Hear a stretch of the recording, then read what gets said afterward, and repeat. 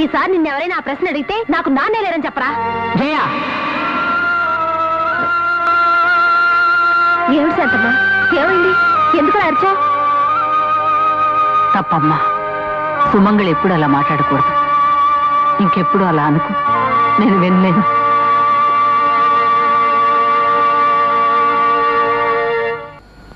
శాంతమ్మా, అమ్మా, ఆఫీస్ నుంచి వచ్చేటప్పుడు చెప్పులు తెగిపోయాయి, కాస్త కుట్టించుకురా.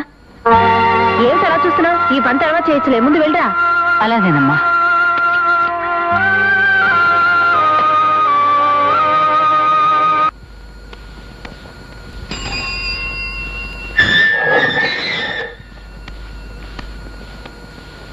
హలో, కమిషనర్ గారు, పిఏ గారు.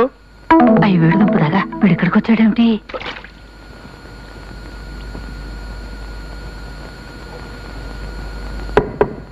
హలో, జయకుమారి బిఏ గారు.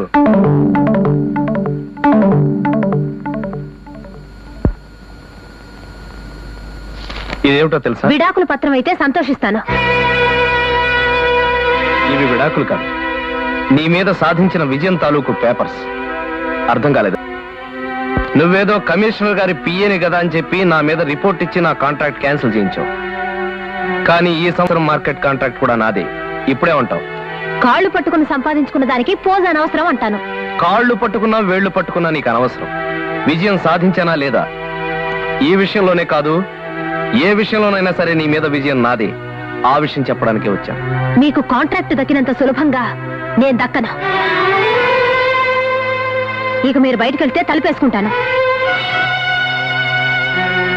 నీతో చాలా విషయాలు మాట్లాడాలి, నేను వెళ్ళను.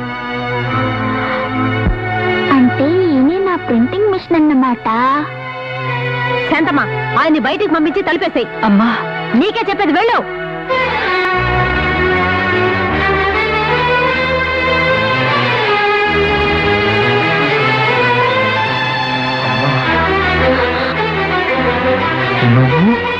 ఇక్కడ?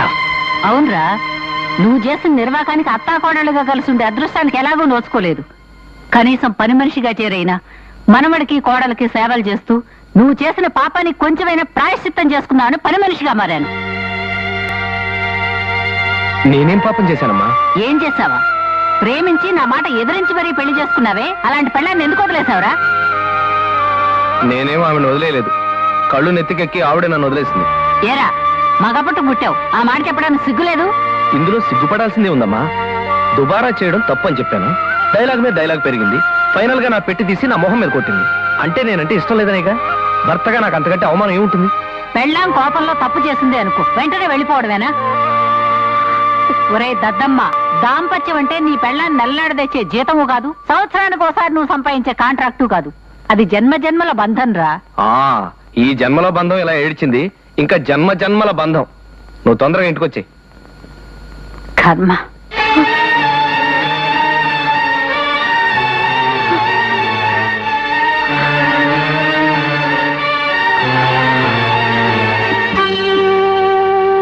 ఆఫీస్ నుంచి వచ్చేటప్పుడు ఈ చెప్పులు తెగిపోయి, వెళ్ళి కుట్టించుకురా.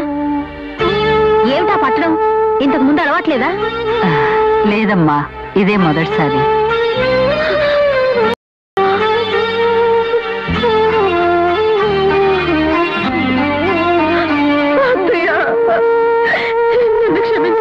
జయ, ఊరుకోమ్మా. నువ్వేం తప్పు చేశావని క్షమించటానికి? మీరెవరో తెలియక మీ పట్ల అమానుషంగా ప్రవర్తించాను. మీకు నేను చేయాల్సిన సేవలన్నీ మీ చేత నేను చేయించుకున్నాను. బాధపడకమ్మా. నాతో సేవలు చేయించుకున్నందుకే నువ్వు ఇంత బాధపడితే, ఈ పెద్దరికి ఉండి మీ ఇద్దరిని కలపలేనందుకు నేనెంత బాధపడుతున్నానో తెలుసా? జయ, ఒక సంసారం విడిపోవడానికి భార్యో భర్తో ఏ ఒక్కరో కారణం అవుతారు. మీ విషయంలో మీ ఇద్దరూ కారణమని నేను గ్రహించాను. ఏది ఏమైనా మీ ఇద్దరిని త్వరలోనే కలపాలని ఆ భగవంతుడిని ప్రార్థిస్తున్నానమ్మా. భగవంతుడి మీద భారం వేయటానికి మీరు భగవంతుడిని అడిగి విడిపోలేదు కదా, మీకు మీరే విడిపోయారు. అదేనమ్మా వీళ్ళు చేసిన పొరపాటు. అమ్మా, మీరు పెద్ద మనసు చేసుకుని ఈ దంపతుల్ని కలిపితే ఆ పుణ్యం ఊరికే పోదు. పుణ్యం కోసం కాదు గాని అది నా బాధ్యత. ఎందుకనగా ఈ జయకుమారి నా కార్యదర్శనము చేయు మనిషి, అలాగే అతను మా మున్సిపాలిటీ కాంట్రాక్టరు. వీళ్ళిద్దరూ నా మనుషులే కదా. అవునమ్మా. నేను వయసున్న మనిషిగా వీరిని వయసున్న మనిషి కాదు మేడం, మనసున్న మనిషి. అదే మనసున్న మనిషిగా వీరిద్దరిని కలపడానికి నా యత్నం నేను చేస్తాను. దానికి టైం రావాలి కదా. ఊళ్ళో ఉన్న మట్టి అంతా ఈ మెట్లకే ఉంది.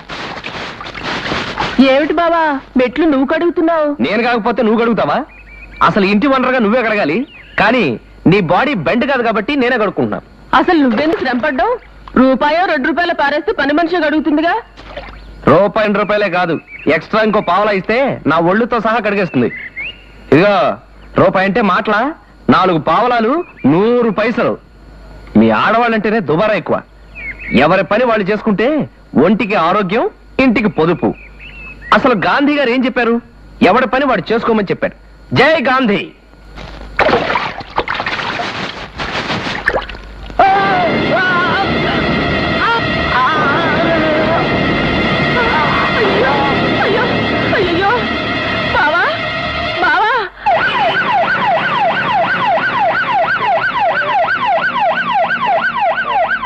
ఈ మాత్రం దెబ్బకి నన్ను హాస్పిటల్లో జాయిన్ చేసి ఇంత హడావిడి చేయాలా? ఈ హాస్పిటల్ గురించి నీకు తెలియదే. తలకాయ నొప్పికి టాబ్లెట్ ఇచ్చి ఫీజు కింద మన ఆస్తి అంతా రాయించేసుకుంటారు. నాకేం తెలుసురా, తలకు దెబ్బ తగిలి స్పృహ కోల్పోతివి. కాళ్ళు చేతులాడకి ఈ హాస్పిటల్కి తీసుకొచ్చాం. అయినా ప్రాణం మీదకి వచ్చినప్పుడు డబ్బు కోసం తీసుకుంటే ఎలా బావా? నువ్వుండు. కాంట్రాక్ట్ వరప్రసాద్ ఎక్స్రే తయారైనదా? అయింది మేడం. నాకు తెలిసినంత వరకు అతని మెదడుకి ఏమీ ప్రమాదం లేదండి. ఐసి బ్రెయిన్ ట్యూమర్ ఉన్న పేషెంట్ ఎక్స్రే మీ దగ్గర ఏదైనా ఉన్నదా? ఎందుకు లేదండి? ఆ ఎక్స్రే నాకు ఇస్తారా? ఇస్తారు మేడం. ఇది బ్రెయిన్ ట్యూమర్ తో చచ్చిపోయిన ఆ పేషెంట్ ఎక్స్రే కదూ? అవును మేడం. వరప్రసాద్ ఎక్స్రే ఎక్కడున్నది? Very good. మీరు నాకు అపకారం చెయ్యాలి. అపకారమా? అదే హెల్ప్ చెయ్యాలి. దాన్ని ఉపకారం అంటారు మేడం. ఏం చేయాలో చెప్పండి. ఏమీ లేదు, ఇది వరప్రసాద్ ఎక్స్రే అని చెప్పి డాక్టర్ గారికి ఇవ్వాలి. మేడం, ఎందుకు మీరు ఈ మోసం చేస్తున్నారు? మీ అమ్మని నాన్నని కలపాలని. ఏం వాళ్ళు కలవడం నీకు ఇష్టం లేదా? ఎందుకు లేదు, ఇష్టమే. మరి మా స్కూల్లో పేరెంట్స్ డే జరిగింది కదా, అప్పుడు మా డాడీని తీసుకురాలేదని మా క్లాస్ టీచరు చాలా అవమానించింది. అందుకే ఇలాంటి అవమానాలు జరగకుండా ఉండాలంటే మీ అమ్మని నాన్నని కలపాలి. అందుకు నువ్వేం చేయాలో తెలుసా? చెప్పండి మేడం.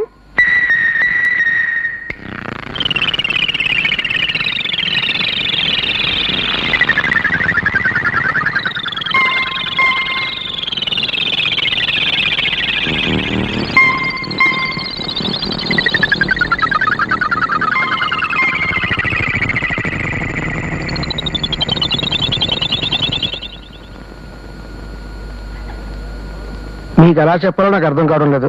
బాబు ఒకసారి పేషెంట్ అలా బయట తీసుకెళ్తారా? అలాగండి. ఏం పర్లేదు, మీరు చెప్పండి. మీరు ఇవాళ మెట్లు మించి పడడం చాలా మంచిదైందండి. మెట్లు మించి పడడం మంచిదైందా? అంటే ఫీజు కొట్టేద్దామని? కాదు కాదు కాదు కాదు. మీరు మెట్లు మించి పడకపోతే ఈ ఎక్స్రే తీయించుండేవారు కాదు. ఈ ఎక్స్రే తీయించకపోతే మీకు జబ్బున్న విషయం బయట పడేది కాదు. జబ్బేమిటండి? మీకు చాలా కాలం నుంచి బ్రెయిన్ ట్యూమర్ ఉంది. మీరు ఇంక 24 గంటల కంటే బ్రతకడం కష్టం. అయ్యో భగవంతుడు ఎంత అన్యాయం చేస్తున్నాడు రా. చూడమ్మా, మీరేం కంగారు పడక్కర్లేదు. 24 గంటల్లో ఆపరేషన్ చేస్తే తప్పకుండా బ్రతుకుతాడు. కాకపోతే ఆపరేషన్ చేయడానికి ₹1,00,000 ఫీజు అవుతుంది. ₹1,00,000? అవును. 24 గంటల్లోగా ఆపరేషన్ చేయించుకోకపోతే నువ్వు చచ్చిపోతావు. ఆలోచించుకో.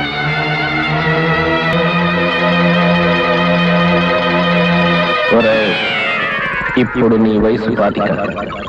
ఆపరేషన్ చేయించుకుంటే కనీసం 45 సంవత్సరాలు బ్రతుకుతావు. ఏడాదికి ₹1,00,000 సంపాదించిన 45 లక్షలు సంపాదిస్తావు. ఇస్తాను. వెంటనే ఆపరేషన్ ఏర్పాటు చేయించండి. ఇంతకాలం నన్ను పిసినారి విధవా అని మీరు తిట్టారు కదా. ఇప్పుడు నేను పిసినారితనం చేయడం వల్లే కదా ₹1,00,000 దాచుకోగలిగాను. అవి ఇప్పుడు నా బ్రతుకు పనికి వస్తున్నాయి. వెంటనే వెళ్ళి డబ్బులు పట్టుకొస్తాను. నో, మీరు ఎక్కడ కదలకూడదు. మీరు ఇమీడియట్ గా మా హాస్పిటల్ జాయిన్ అవ్వాలి. ఇప్పుడు ఎలాగండి? మేనేజర్ గారు, మీరు ఏమీ అనుకోకుండా ఆ షావుకారు మునుస్వామిని తీసుకొస్తారా? నేను ₹1,00,000 వాడికి వడ్డీకి ఇచ్చానండి. అలాగే. అవునమ్మా, నేను ఇప్పుడే హాస్పిటల్ నుంచి వస్తున్నాను.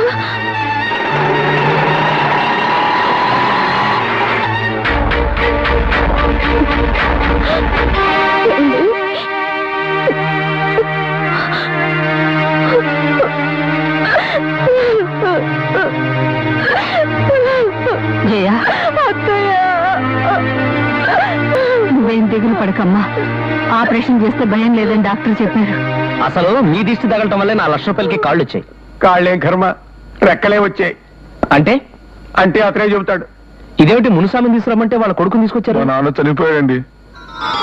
పోతే పోయాడు గాని మీ నాన్నకి నేను 1,00,000 రూపాయలు అప్పుగా ఇచ్చాను, అది వెంటపట్రా. నేను తలకు ఆపరేషన్ చేయించుకోవాలి. మా నాన్న పోయింది నేననే కదండి. ఆస్తులు అప్పులు లెక్క చూసుకునేసరికి ఎంత లేదన్నా 10 రోజులు పడుతుంది. పైగా నా దగ్గర 10 పైసలు కూడా లేవండి. వస్తానండి.